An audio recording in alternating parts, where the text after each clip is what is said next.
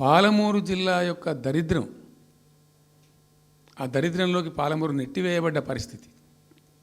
నేను అందుకే ఊకే మొత్తుకునేది కదా, తెలంగాణ వెనుకబడ్డ ప్రాంతం కాదు, వెనుక పడేయబడ్డ ప్రాంతం, వెనుకకు నెట్టివేయబడ్డ ప్రాంతం అని చాలాసార్లు చెప్పేది. నేను వందల ఉపన్యాసాల్లో చెప్పిన అది ప్రూవ్ టు బి కరెక్ట్. దాని తర్వాత ఎక్కడి దాకా పోయిన పరిణామాలంటే, పాలమూరు జిల్లాలో ఎండాకాలం వచ్చిందంటే గంజి కేంద్రాలు పెట్టేది. ఏడిసినాం మేము ఒకరోజు. గంజి కేంద్రాలతోని పాలమూరు, ఎందుకంటే యువకులంతా పాపం వలస ఉన్న ముసలి వాళ్ళు చచ్చిపోడు, తిండి దొరకక, దానికి గంజి కేంద్రాలు పెట్టి కమ్యూనిస్ట్ పార్టీలు వాళ్ళు వచ్చేది కొంత అడావుడు చేసి ప్రజలకు కొంత గంజి పోసే ప్రయత్నం. చివరి గంజి కేంద్రాలు పెట్టే స్థాయికి దిగజారిపోయింది పాలమూరు. కృష్ణా నది 300 కిలోమీటర్లు పారే జిల్లాలో చాలా దారుణం పోయింది.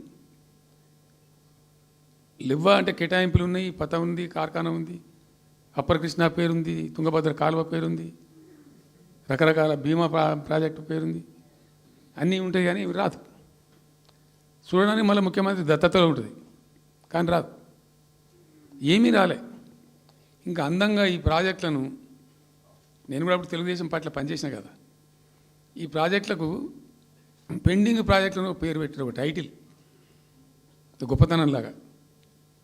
పెండింగ్ ప్రాజెక్టుల జాబితాలో వాటిని తోసేసి పాలమూరును ఆ గతికి తెచ్చిండ్రు. సరే, రాష్ట్రం వచ్చింది. వచ్చిన తర్వాత జరిగింది ఏంది, టోటల్గా మేము సమీక్ష చేసుకున్నాం. గోదావరి ఏంది, గొంగడ ఏంది, కృష్ణ అయింది, మనకు రావాల్సిన వాటా అయింది, దగా జరిగింది ఎక్కడ, ఎట్లా సరిదిద్దాలా, ఎట్లా మన ప్రయాణం ముందుకు పోవాలా, ఏం జరగాలి అని ఆలోచన చేసినాం. చాలా తీవ్రమైనటువంటి మదన పడ్డం. టాప్ ప్రయారిటీలో ఈ జిల్లా ఆదుకోవాలి మనం. అత్యంత భయంకరమైన కరువు ఉంది ఇక్కడ, కొంచెం లైన్లో పెట్టుకోవాలి. ఇప్పుడు మన సొంత రాష్ట్రం కాబట్టి మనకు ఆ ఇబ్బందులు ఉన్నాయని చెప్పి మా ప్రస్థానం ప్రారంభించాం. మొట్టమొదలు యుద్ధ ప్రాతిపదికన ఏవైతే పెండింగ్ ప్రాజెక్టులను పెట్టినరో వాటిని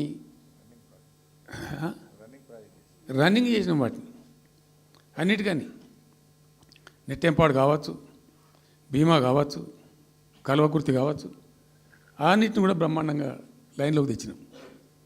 తెచ్చి స్టార్ట్ చేసినాం. నికరంగా 6.5 లక్షల ఎకరాలకు ఆయకట్టు తెచ్చినాం ఆ పాలమూరు జిల్లాలో.